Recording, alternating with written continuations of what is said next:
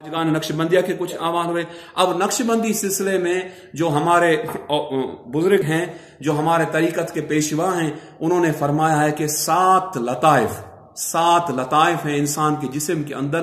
पहला लतीफ़ा कल्बी, उसके बाद लतीफ़ा रूही, लतीफ़ा सिर्री, लतीफ़ा खफी, लतीफ़ा अख्फा, लतीफ़ा नफ्स और लतीफ़ा कालिब, जिसे सुल्तानुल अज़कार कहा जाता है।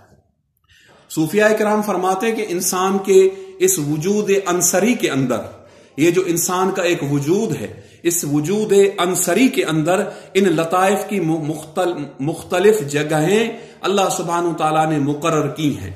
और ये लताइफ जो हैं, लतीफ किसको कहा जाता है? लताइफ लतीफ में से निकला है। लतीफ अल्लाह ताला का नाम है, या लतीफ हो, या लतीफ हो।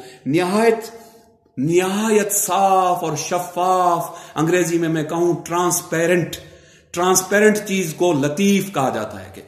और लताइफ की जिद है कसीफ, निहायत गदली, निहायत बदबूदार और निहायत गंदी और गुबार आलूद, और उसको कहते हैं कसीफ। तो लताइफ लतीफ से निकला है। जैसे अल्लाह का नाम है ना, या लतीफ तो लताइफ उसकी जमा है लतीफ की। तो ये अल्लाह ताला ने इस वजूद अंसरी के अंदर इंसान जो अल्लाह ताला का खलीफा है, उसके वजूद अंसरी के अंदर को अल्लाह तबारक व तआला ने सूफिया किराम ने सात लताइफ से तशबीह दी है। तो उनकी मुख्तलिफ जगहों का तयन है। जैसे लतीफ़ा कल्बी, पुस्तान के नीचे इस दिल की तरफ 2 उंगल नीचे इसकी जगह है। लतीफ़ा रूही की जगह इस तरफ, इस पुस्तान के 2 उंगल नीचे। लतीफ़ा सिर्री इस तरफ दिल से ऊपर 2 जगह। लतीफ़ा खफी इस तरफ दिल से ऊपर 2 उंगल। लतीफ़ा अख्फा, जिसको अख्फा मुहम्मदी कहा जाता है, जिसका फैज बराह रास्त रसूलुल्लाह सल्लल्लाहु अलैहि वसल्लम के लतीफ़ा अख्फा से आता है, वो बीच सीने के अंदर। लतीफ़ा नफ्सी, जिसको लतीफ़ा नफ्स कहा जाता है, वो बिल्कुल इधर पेशानी के इधर साथ। अब लतीफ़ा जो आखिरी हुआ, लतीफ़ा कालिब, जिसको सुल्तानुल अज़कार कहा जाता है। सुल्तानुल अज़कार इसलिए कि तमाम जिस्म में जिक्र जारी होता है, बाल बाल से, खून के कतरे कतरे से अल्लाह अल्लाह जारी होता है, इसलिए उसे सुल्तानुल अज़कार कहा जाता है। इसको हम कहते हैं लतीफ़ा कालिब। इसको कल्बिया नहीं, लतीफ़ा कालिब। एक है कल्ब, एक है कालिब। कालिब और कल्ब में बहुत फर्क है। कल्ब कहा जाता है वो कल्ब नहीं, कुत्ता नहीं, कल्ब तो वो है दिल। ये कालिब है इंसान का पूरा वजूद। ये यहां से लेकर, पेशानी से लेकर पैरों तक जो इंसान का वजूद अंसरी है, उसे सूफिया ने कालिब से तशबीह दी है। ये है कालिब। जब ये जाकिर होगा तो सारे वजूद से अल्लाह अल्लाह अल्लाह ताला। उसके बाद फिर नफी इस्बात है, जो हमारा तहलील लिसानी है। दूसरे सलासिल में तहलील लिसानी है, हम तहलील लिसानी भी करते हैं नफी इस्बात के बाद। पहले हम खफी जिक्र करते हैं नफी इस्बात का। बहरहाल मैं आज नफी इस्बात को बाद में डिस्कस करेंगे, आज हम लताइफ पर आते हैं। तो अब इन लताइफ के बारे में सूफिया ने मुख्तलिफ बातें लिखी हैं। मसलन लिखा है कि अल्लाह ताला ने इस जहान को और वो जो अगला जो जहान है, उसको सूफिया ने ये तशबीह दी कि इस जहान को, जिस जहान में हम रह रहे हैं, इसको सूफिया ने आलम खल्क से तशबीह दी कि ये आलम खल्क है।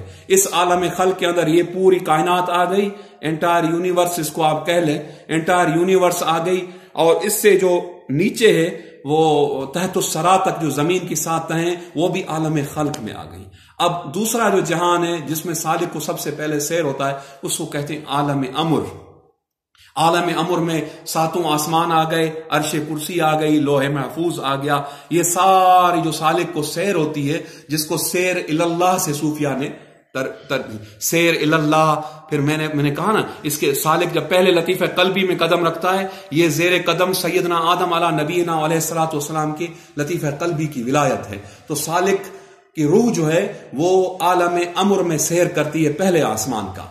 जब 7 लताइफ उसके फनायत पर पहुंचते हैं, तो वो 7 आसमानों का सैर करके उसकी रूह, वो खुद नहीं, या कोई ये समझे कि इन लताइफ के हासिल करने से हमें पर लग जाएंगे और F-16 की तरह हम आसमानों पर उड़ेंगे, सैर करेंगे और अजीब गरीब हरकतें करेंगे, फिर ये नहीं, वो खुद नहीं करेगा, उसकी रूह सैर करेगी। वो अपनी जगह उसका वजूद बैठा रहेगा, उसकी रूह निकलेगी और अपने महबूब रब की तरफ वो परवाज करेगी और सैर करके फिर जब वो सैर उसका तमाम होगा, जिसको सैर आफाकी भी सूफिया ने कहा है, आफाकी आसमानों की सैर, उसको सूफिया ने سیر آفاقی بھی کہا ہے۔ آج کل تو کچھ ایسے بزرگ ہیں، ایک بزرگ میرے پاس تشریف لائے، دیوبندی بزرگ تھے ملتان کے، وہ بہت بڑے پائلٹ ہیں، ملتان میں ایک فلائنگ کلب چلاتے ہیں۔ میرے پاس آئے تو میں نے ان کو کہا، 30-40 مرید ان کے ساتھ تھے، کٹر دیوبندی نہیں تھے لیکن تھے دیوبندی۔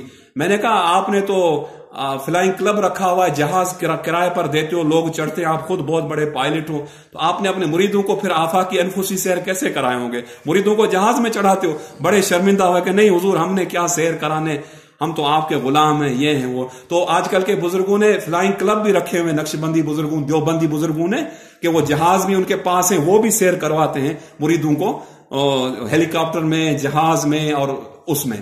تو یہ تفنن طبع کے لیے میں بتاتا ہوں۔ تو اصل سیر جو ہے وہ ہے روحانی سیر ہوتا ہے۔ جہاز میں وہ کتنا بھی سیر کروائے اپنے مریدوں کو، ان کو جہازوں میں گھمائے، اصل سیر مرشد کا ہوتا ہے کہ وہ روحانی سیر کروائے، آفاقی اور انفسی۔ اب آفاقی سیر جب تمام کرتا ہے، اس کو لوٹایا جاتا ہے عالم خلق، یعنی اس جہان پر۔ اب یہ جو پوری کائنات ہے، اس کے پورے چپے چپے میں اس کی روح کو سیر حاصل ہوتی ہے، اس کی حقیقتیں، اس کو اللہ نے کیسے پیدا کیا، تمام معارف اس کے عالم خلق کے اسے حاصل ہوتے ہیں۔ پھر تحت الثری تک جو زمین ہے، تحت الثری زمین کے نیچے تک، وہ تمام ان زمین کے نیچے تک جتنے بھی درجے ان میں اسے سیر کرائی جاتی۔ جب وہ سیر وہ تمام کرتا ہے، آفاقی اور انفسی سیر تمام کرتا ہے، اب وہ صوفی کامل ہو جاتا ہے، اب وہ کامل ہے۔